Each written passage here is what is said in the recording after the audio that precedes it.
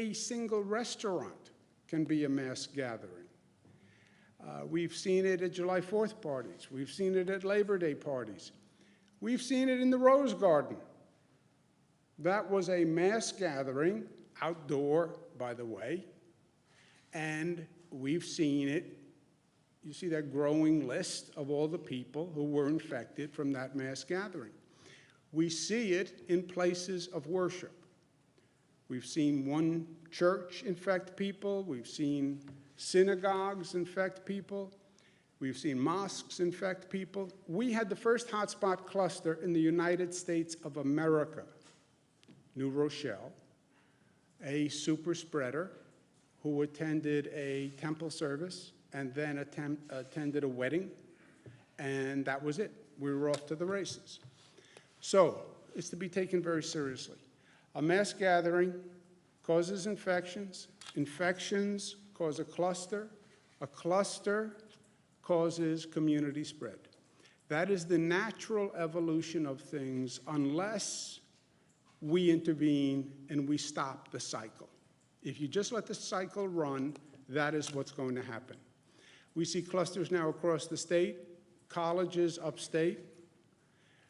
We have a cluster in Binghamton, Orange, Rockland, Queens, Brooklyn, Nassau. The cluster is just that. It's a cluster of cases, a high density of cases. And it seeps, it grows from that cluster almost in concentric circles. You drop a pebble into the pond. Pebble goes in, then there's one ring, two rings, three rings, and the rings continue across the pond. That's how the virus spreads. When you see the cluster, you have to stop it at that point. What's our strategy? Crush the cluster and stop the spread. And we're announcing a special initiative to do just that, the Cluster Action Initiative. Catchy name. Step one, you take the most dramatic action within the cluster itself, where you have the highest density of cases. Understanding that the people in that cluster interface with the surrounding communities, take additional action in the communities surrounding the cluster, and then on a precautionary measure, take action in the communities that are outlying that area, right? So 3 steps. First, identify the cluster. You can identify the cluster because we do so much testing and we have so much data.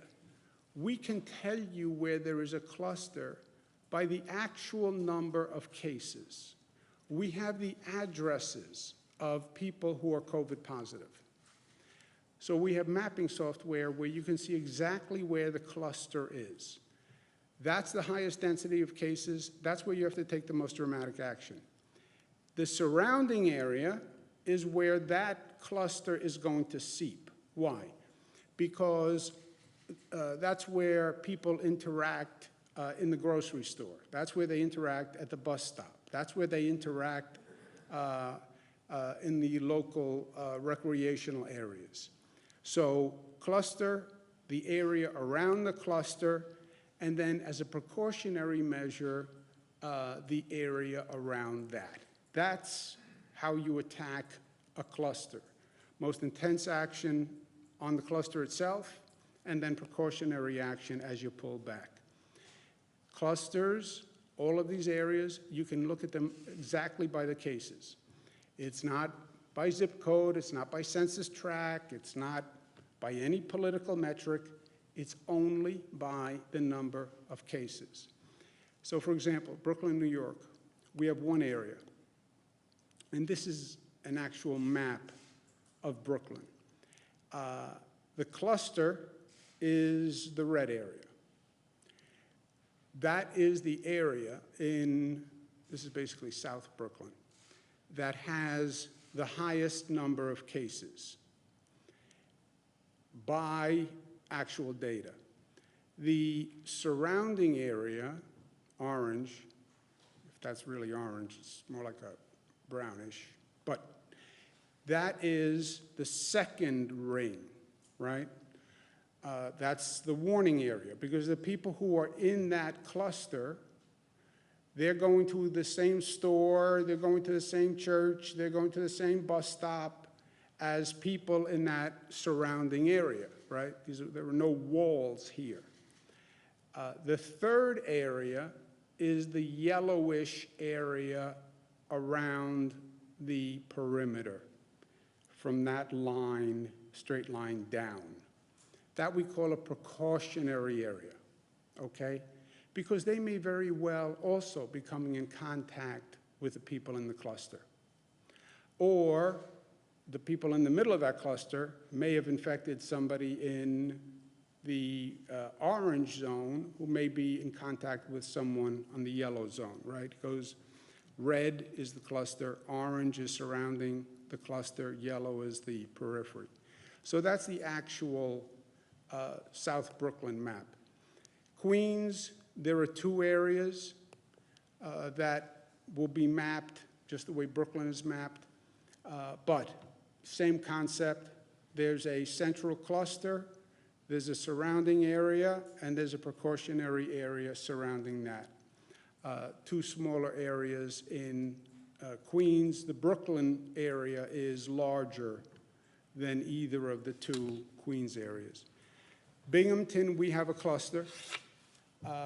Binghamton, we're declaring a yellow zone, which is the precautionary zone, which is a less intense action plan than in a red zone. Why? Because there's just fewer number of cases in Binghamton. The density is less, the cluster is less, but it still requires precaution.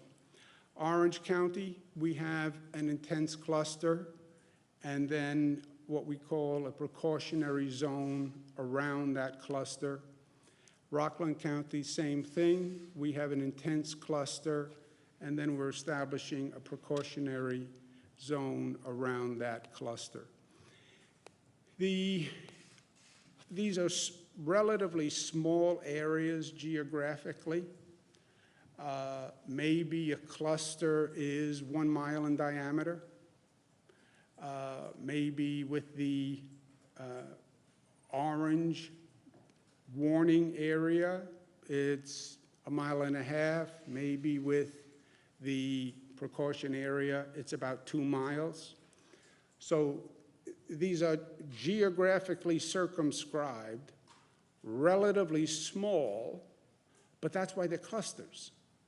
And the trick is to keep it small, right? Keep the infection from spreading. So small but intense targeted efforts in that area. And we have new rules for a red, orange, or yellow community. The red, which is the most impacted area, houses of worship will be 25% capacity, up to 10 people maximum. So if it's a church or a mosque or a temple, there'll be a maximum of 25% capacity or 10 people. No mass gatherings, only essential businesses open, only takeout dining, and schools are closed. In the orange areas, that's the second ring, houses of worship, 33% capacity, 25 people maximum. Mass gatherings, 10 people maximum, indoor or outdoor. Businesses, we close high-risk, non-essential businesses. High-risk are defined businesses like gyms, personal care, et cetera. Dining, no indoor dining, outdoor dining only, 4 people per table. Yellow, which is the precautionary zone, 50% capacity in a house of worship. Mass gatherings, 25 people. Businesses are open, dining, indoor and outdoor, but 4 people maximum per table. Also, the schools in the yellow area, public or private, must do mandatory weekly testing. The schools and the students are people who are very likely to interact with people within that community. And we saw this in New Rochelle. All the kids go to different schools, I know, but they meet in the playground, or they're on the Little League team, or they're on the hockey team, or they went to somebody's birthday party and they interacted. So the schools are important because you will very often see the schools be a place of transmission.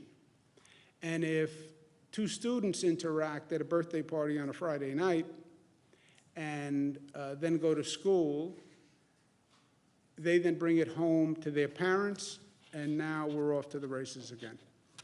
We're increasing the fines for sponsors of mass gatherings to $15,000. We are going to be providing the local governments with the maps that we did in their areas. We'll be consulting with them. These were done specifically from the actual case numbers themselves. If there's some peculiarity, local governments have a comment, we'll do that today. The rules can go into effect as soon as tomorrow. That's up to the local government, but no later than Friday. If a local government says we want time to get adjusted, fine. Today is Tuesday, get adjusted, but no later than Friday. Testing for schools in the yellow zone starts next week. And I am more and more concerned about schools the more experience we have. And the more we get into this, the more important I think it is that schools do random testing. Well, students are young and they're resilient. First of all, we don't really know that. What do we know about this virus? And not only do you have young people in schools, you have teachers. And we all think we're young. I think I'm young. But you have teachers. And I want to make sure we're protecting all lives. So the schools in those yellow zones must do weekly testing.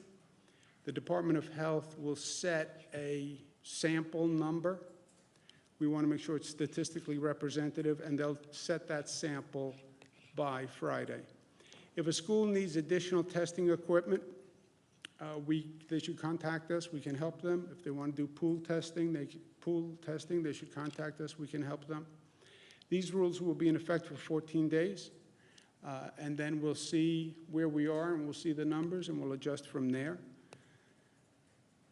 We've gone through this evolving situation with some of the best people on the globe who've been advising us, and I want to thank them very much for their help.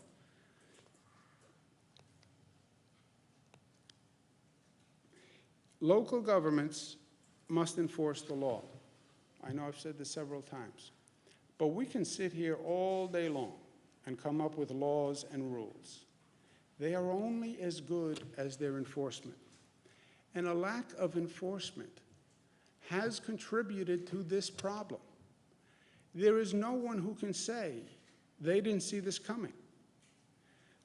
We've had concerts in the Hamptons that should have never happened. We've had bars that have attracted crowds over and over again that should have never happened.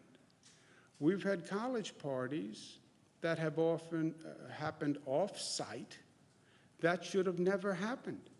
We have had religious gatherings that have been circulated on social media for weeks, and action was not taken. There can be no surprise. The rules are only as good as the enforcement. Well, we have COVID fatigue. We're tired of wearing masks. COVID isn't tired. The virus isn't tired. The virus still energetic and strong enough to kill you. It's no time to be fatigued. We don't have the luxury of fatigue. And I understand these are politically difficult situations. I've tried everything with local governments. I said that I would fine local governments if they fail to enforce the law, because these are laws that they're enforcing. A law doesn't work if you're too incompetent or too politically frightened to enforce it. Period, said A.J. Parkinson. I also said to local governments, blame me. I understand these are all difficult acts to enforce. These are state laws. Blame me. I have no problem with that. Moving forward, I'm not going to pass more laws that are not enforced. This is a government that is competent. This is a government that is capable. This is a government that has helped the people of the state through this horrendous situation. We'll continue to do it. We do it because we're effective. That's why. Local governments need to assign people to a state enforcement task force, because I want to make sure that that is happening. New York City must provide 400 personnel to the New York State Task Force. I want to thank our government partners in this cluster initiative. I've spoken to many of them myself today, but we have in Binghamton, Broome, Jason Garner has been very helpful, Stephen Newhouse in Orange, Ed Day in Rockland County. We spoke through some issues today. I want to thank him very much for his cooperation. New York City we've been working with, Laura Curran in Nassau we've been working with. Together we're going to get this done. It's not easy, but we know where the cases are and we know what we have to do. So government has to do its job, but individuals have to do their job also. And organizations have to do their job also. We're all citizens, and it's not government's job to catch you. It's the citizen's obligation to do the right thing, right? You don't speed on the road. Not just because you're afraid to get a ticket. You don't speed because you don't want to kill anyone, right? You act responsibly with COVID because you want to protect yourself, you want to protect your family, you want to protect other people. And organizations have to do the same thing. I am informing all houses of worship today. Obviously, these rules, the new rules, are most impactful on houses of worship, because this virus is not coming from non-essential businesses. That's not what this is about. It may be spread by non-essential businesses. The virus is not starting in schools. It may be spread by schools. This is about mass gatherings. This is about mass gatherings. And one of the prime places of mass gatherings are houses of worship. I understand it's a sensitive topic, but that is the truth, period. You want to solve the problem? Acknowledge the problem. Deny the problem, look at a red herring, and then the problem gets worse. The problem is mass gatherings and houses of worship, colleges, and some miscellaneous foolish behavior in bars, outdoor venues, etc. I spoke to members of the Orthodox Jewish community today. I spoke to the leaders myself this morning. We had a very good conversation. These rules will apply to all houses of worship. Many of these communities have a large Orthodox population. I have been very close to the Orthodox community for many years. I understand the imposition this is going to place on them. And I said to them, I need their cooperation. I need their partnership. They're very cohesive communities.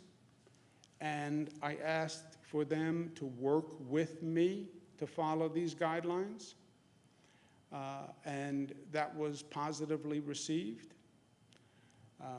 I said to them that I'm doing this for a very simple reason, because I have such respect and love for the Orthodox community.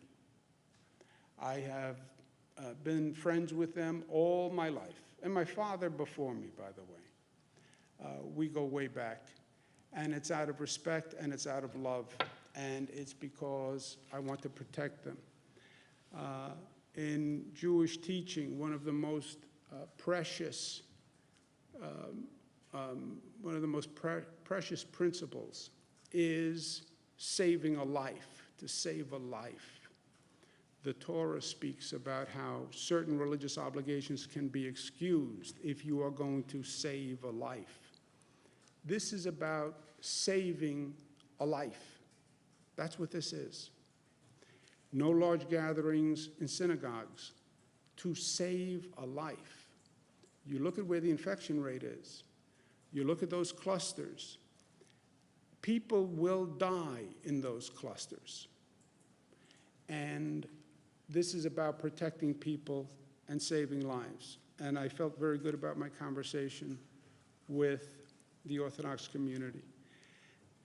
And I thank them for their help and their cooperation. Seasons change, circumstances change, and we change with it. That's what we do. This is not a New York State phenomenon. You look at what's happening even in our region of the country. New York is about 1.2, Pennsylvania is up at about 8%, New Jersey is about 2.4, Connecticut, which God bless, Governor Ned Lamont has always had a lower incident rate than we have. But there are still facts in life, okay? 1 and 1 equals 2. Night follows day. The world is round. These are facts, okay? There's another fact. If the rules are not complied with, and enforcement is not done, then the infection rate will increase. If the infection rate increases, we will be forced to close down. We know that. We've been here. This is deja vu. So let's do what we have to do in these clusters. Let's save lives, and let's continue the economic advancement that we're making. Today's specific numbers, top 20 zip codes. We're doing 2 types of testing now. We're testing in the hot spots, and then we're doing the normal testing statewide. In the testing just in the hot spots, the infection rate is about 5.5. Statewide, the testing is about 1.2. If you roll the hot spots into the state numbers, which now oversamples the hot spots, you're at 1.4%. 9 New Yorkers passed away. They're in our thoughts and prayers. 705 hospitalized, ICU 158, intubation 72. We're going to do this. We've done it all along because we are New York tough, smart, united, disciplined, loving. Last point is I'd like to make a comment about the president, what he's been saying. We wished him well when we heard about his diagnosis with COVID, and we wished the First Lady well, and we sent them a great New York special care package. And I hope he's back to 100% as quickly as possible. I think the president has an opportunity that he is missing, and I think he has an opportunity to do a public service, and I think he's right now doing a public disservice. To say to the people of this country, look at me, don't worry about COVID, look how well I'm doing. First of all, this is a funny disease. We hope you're doing well. but the disease still hasn't run its course, and it's a little premature to say, I'm doing great, right? You're not really doing great until you test negative. And then, by the way, there are people who test negative and have consequences that continue for weeks and months and months. This is a frightening virus. But the president is not analogous to the average person in this country, right? The average person gets COVID. They don't get flown by helicopter to Walter Reed Hospital and have a team of 20 doctors, millions of dollars of medical talent attend to their needs, receive experimental drugs that haven't been available to the public and are administered just to the president under compassionate care, right? So there's no analogy there. From a public service point of view, 210,000 people died.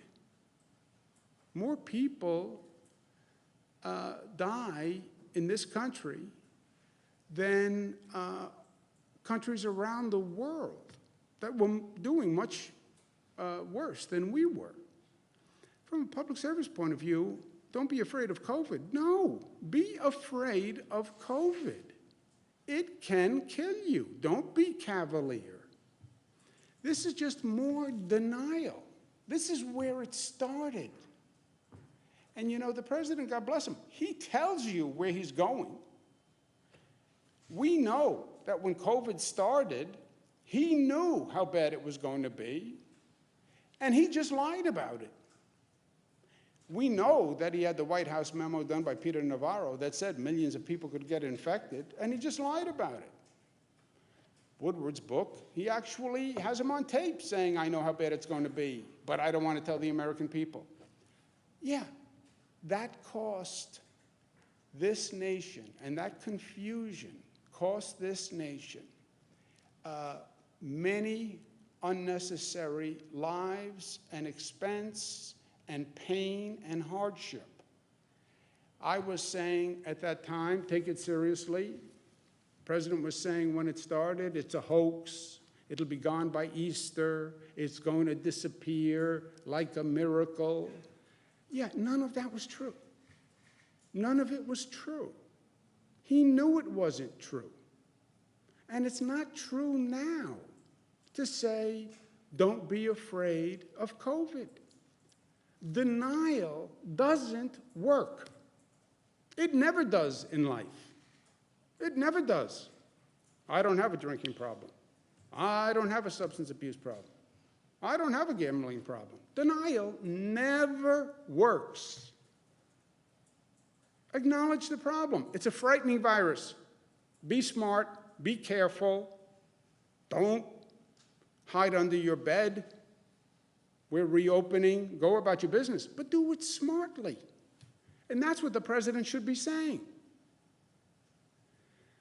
Anyway, questions? Governor, and that was a little bit difficult to follow. You had talked about wanting to maybe go to a more granular level than zip codes in the census tracts. So could you be more specific about what's covered? And also, Mayor de Blasio was talking about this problem and this emerging cluster as early as last week. So were you. Why have we waited so long to take these measures? And particularly, if there is a question of spread within some religious gatherings, why not act before the high holidays for many observant Jewish people? Jimmy, I have been saying for weeks, every instance I put on that screen, I spoke about. The concerts in the Hamptons, I spoke about. Bars and restaurants, I spoke about for weeks. I said everything I could to get the local governments to actually act. They didn't act. We set up our own state task force to do bars and restaurants. Houses of worship, I've been talking about for weeks. Now, why haven't the local governments been doing their job? Some have. Some have. Some haven't. I think it's a mix of things. First of all, think about this. These are laws they've never had to enforce before. Pre-COVID, these laws didn't exist, right? B, these are politically unpopular laws. Give a person a ticket for wearing a mask. Tell a synagogue that they can't have that many participants. Tell a church they can't have that many participants. Close down a concert. Close down weddings in the backyard. It's politically not popular. Another factor, you have a lot of tensions with law enforcement in some of these communities. And some of these communities have much larger law enforcement issues. You take New York City, number of shootings with victims is going through the roof, right? You've had protests in some of the upstate cities with law enforcement at the same time. So there's a number of factors for that. My conundrum is, my way is, all right, you don't want to do it? I'll do it. I did that with bars and restaurants. We don't have the personnel to do the bars and restaurants task force. We took investigators from agencies all across the state. We have like DEC investigators working on that bar and restaurant task force. But compliance works. On the bars and restaurants, we have done the compliance for weeks. We've been out there, done the enforcement. The numbers are much, much better. Why? Same reason why the state police occasionally will do speed limit enforcement on an intense level. Some people do the right thing because they do the right thing. Some people do the right thing because they don't want to get the ticket. And bars didn't want to lose their license, and when they knew we were really checking, the compliance went up. We've heard about this Ocean Parkway cluster for more than a week now, and we've heard the mayor say one thing, and you basically pin things on the mayor. Recently, we had the mayor propose a plan of action, and you, who have the legal authority to approve it, go until this moment, attack it. So why aren't you and the mayor working more collaboratively on this? Let's take a fact, okay? Let's stay with facts. The mayor proposed a plan. When did he propose a plan? On Sunday at noon, On Sunday at noon. to go into effect tomorrow. Yeah, here's a plan. All right, legally, the mayor has no authority to do this, right? County executives have no authority. So he didn't propose a plan. Let's say he proposed something, because he has no authority to close a school or open a school or close a business or open a business or put these rules in place. No locality has that authority. So he put forth a plan, let's do this by zip code. And you're right, it's been a problem we've been talking about all along. First of all, it's not that simple, and you have to be smart, and you have to have a plan that's going to work and not just a plan for the sake of a plan, right? If the plan I passed into law was actually enforced, we wouldn't be here. Because if the enforcement was done, you wouldn't have had those congregations. They were illegal. They were all illegal. Well, let's come up with a new rule. Well, if you're not going to enforce old rules, what makes you think you're going to enforce these rules? And we're going to put out more rules that aren't going to be enforced? No. That doesn't work. It doesn't make a change. And then people lose faith in government. And it actually starts a negative cycle. But I heard his plan. By the way, I have county executives who have made proposals. I've had county supervisors who have made proposals. I have legislators who make proposals. And I heard them. We take them into consideration. We then go to the experts and the scientists and say, what's the smartest way to do this? And this is the plan. This is not granular. This is data by case number. It's not by census tract. Some people propose doing census tracts. Some people propose doing zip codes. Some people propose doing counties. No government, by the way, does anything smaller than a county. California will do by counties. It's tricky because you don't want, if you don't do this right, you can actually increase the spread because you can get people from one area walking into another area to have dinner, et cetera, and bringing the infection with them.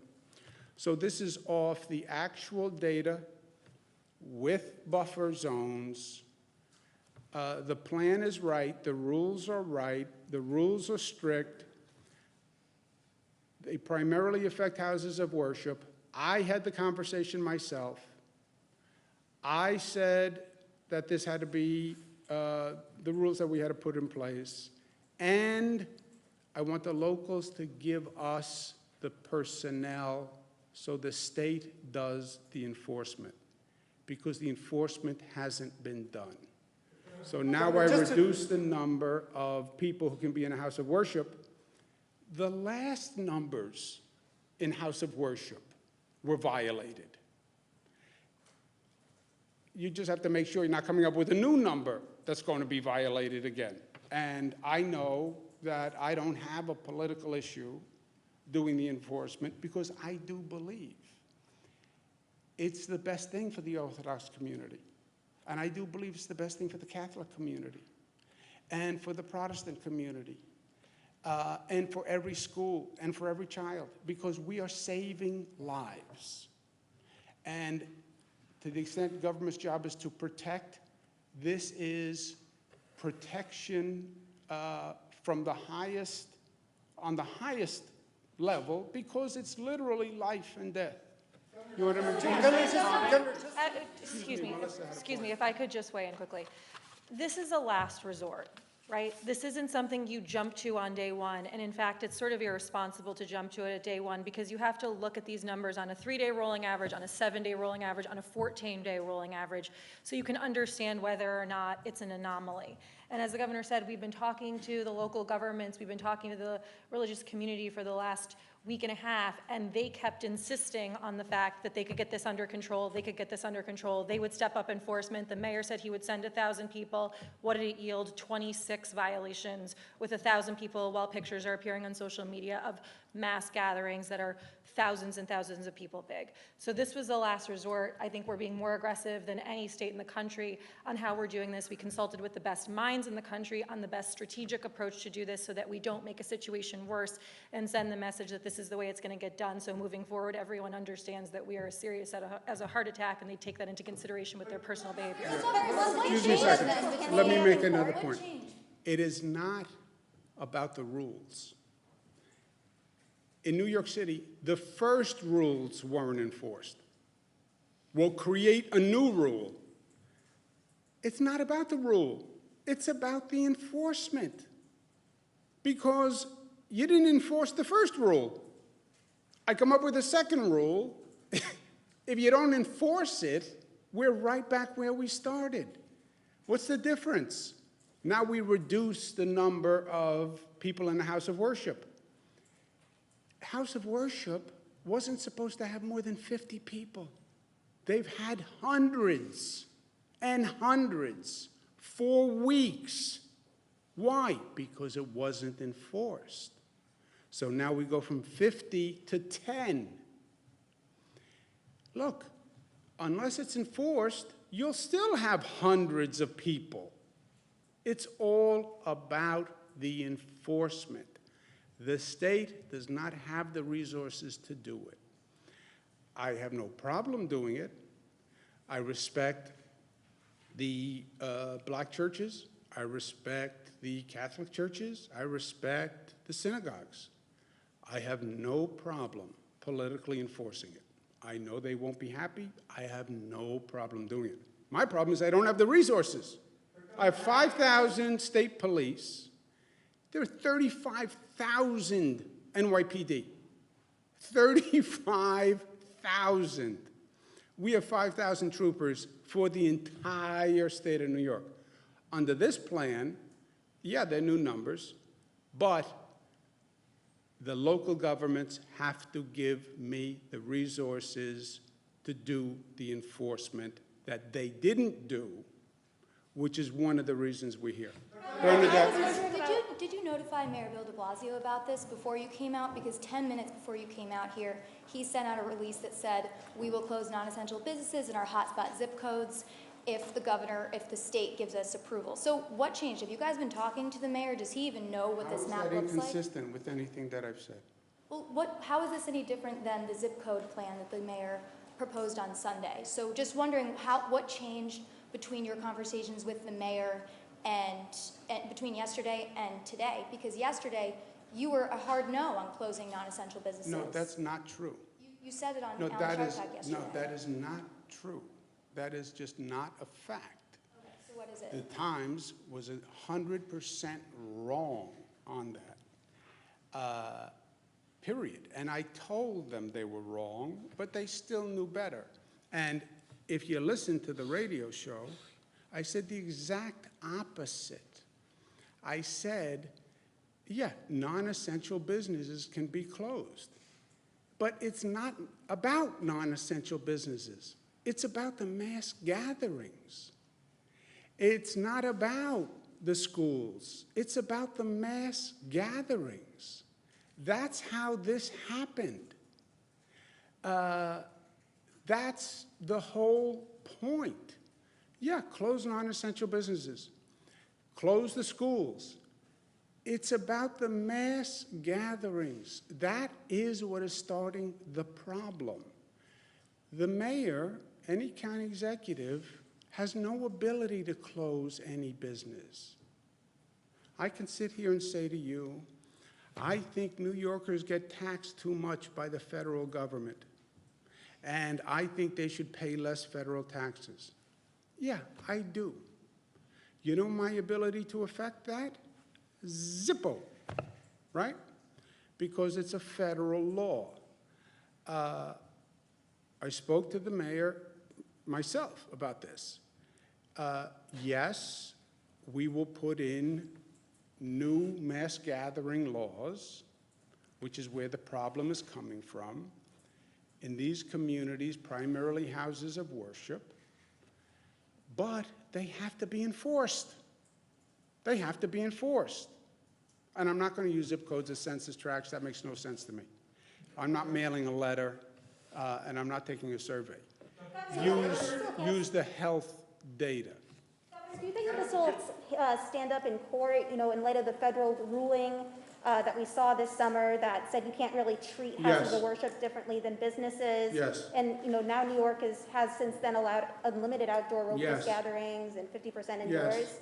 But why do you think it will stand up? Because it's legal and constitutional. But what about If in fact this is a, enforcing these rules if they're not wearing masks, and if NYPD has also had issues using batons and protesters and things like that, is NYPD... Do I think the NYPD should be wearing masks? Yes. Otherwise, they're violating the law. And I don't know how you stand up and say, my job is to enforce the law, and then violate the law at the same time. I think it undermines their credibility. I think it adds to the tension that is out there now that says, that suggests police feel that they're above the law rather than enforcing the law. Follow the law if you want to enforce the law. And the law is wear a mask. And when you don't wear a mask, it could be interpreted that you're suggesting to people that I'm above the law. And that would be a mistake for any police officer to do. Governor, if this is in fact a last resort, two questions. Why give the localities until Friday to get it done? It would seem to be more of an emergency than that, no? Well, last resort meaning the first resort was enforce the rules. If we had enforced the rules, we would not be here today. But again The and again, rule is, hold on, I'll get to your second point. The rule was no more than 50. That was the rule. Again and again, we've seen this virus, that a day can make a huge amount of difference, 2 days. So why give them 3 days to come down If with they these rules? can, I said, if you can do it tomorrow, do it tomorrow.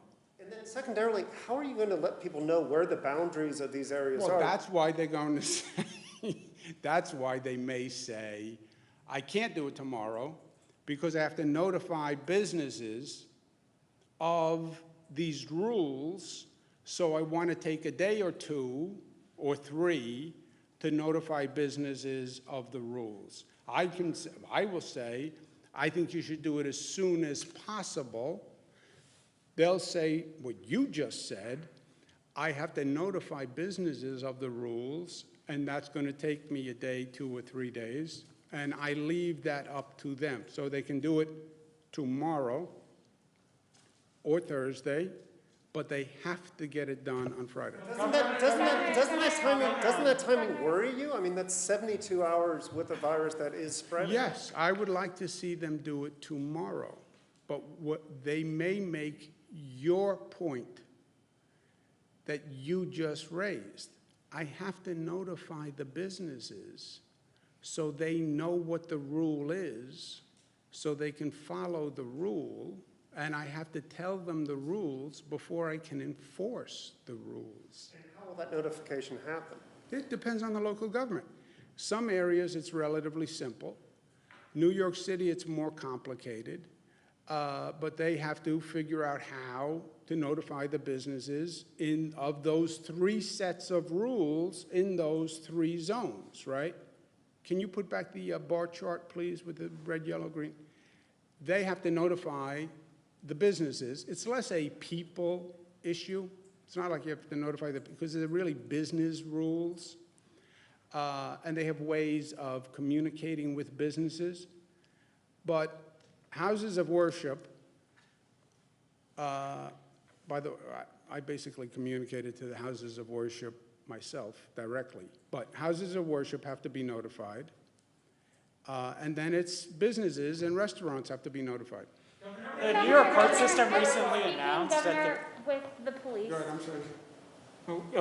the New York court system recently announced that they are forcing out off of the bench dozens of older judges due to a $3 million budget cut, or $300 million budget cut. Do you think that the court system is acting too soon with those cuts, given the question of federal aid is still up in the air? I am not familiar enough with what they're doing to give you a response. So let me take a look. Let's take one more. Yes. Governor, I've been speaking a lot with the law enforcement here in Albany, and, you know, they're overwhelmed with the spike in crime that we've seen with the shootings and a lot of violent crime here.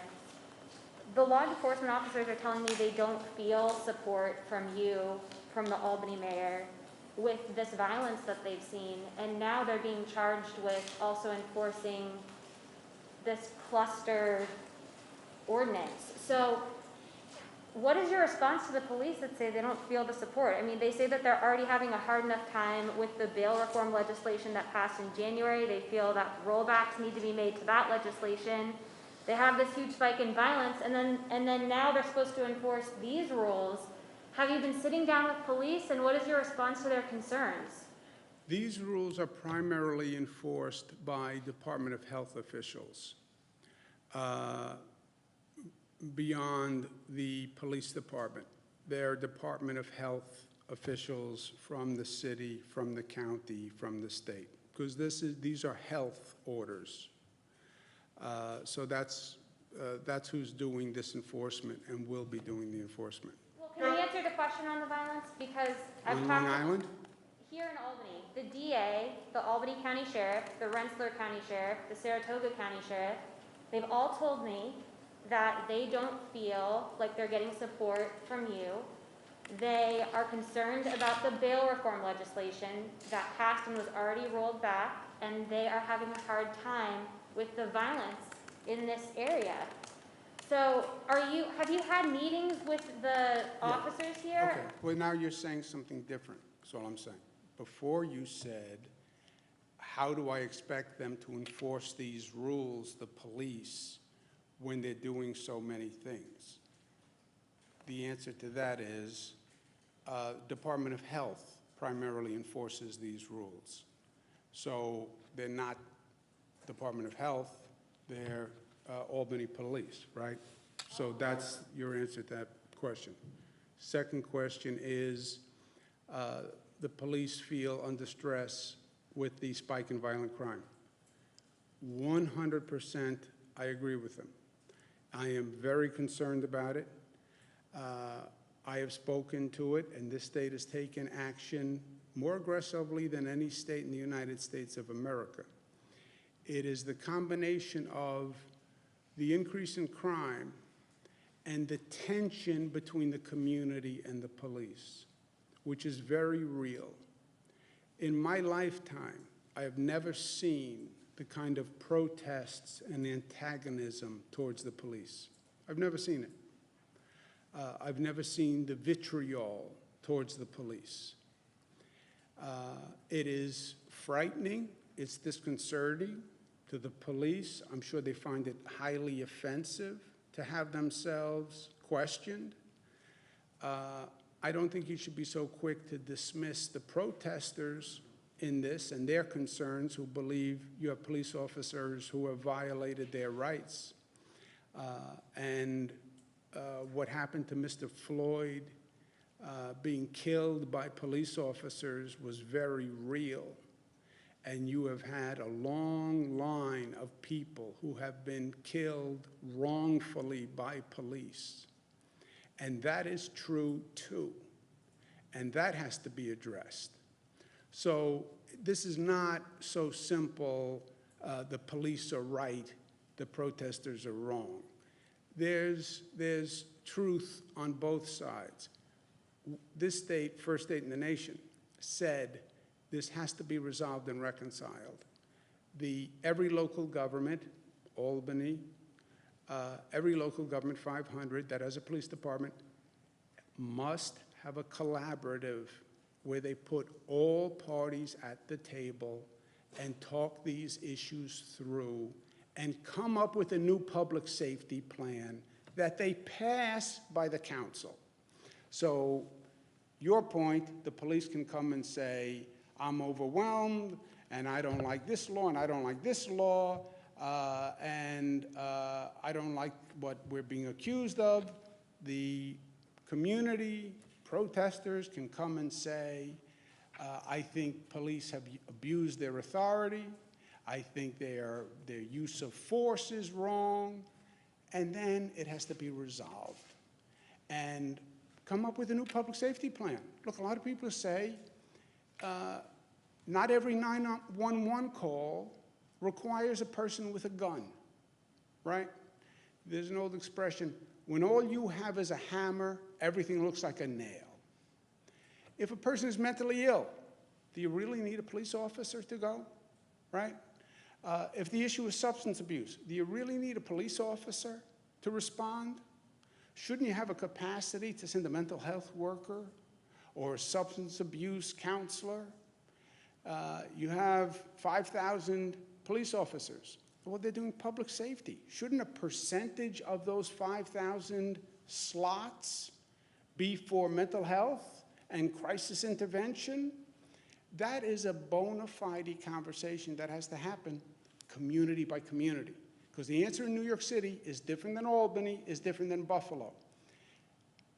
Many local governments have started that conversation. Not only do they have to have the conversation, they have to reinvent their police department, pass a law reinventing it, and they have to do it by April. Or the state, they won't get state funding. That's how to resolve it. You know, there are two very strong opinions, and divorce is not an option in this case, because we need a public safety function. Foreign policies are playing spike in crime, because that's what these law enforcement officers are saying, that legislation wasn't. Well, we had that conversation last year, right? And then we reformed the law. We went all through that. Governor, Thank you, guys. Thank you. Governor, do you anticipate these maps being done today?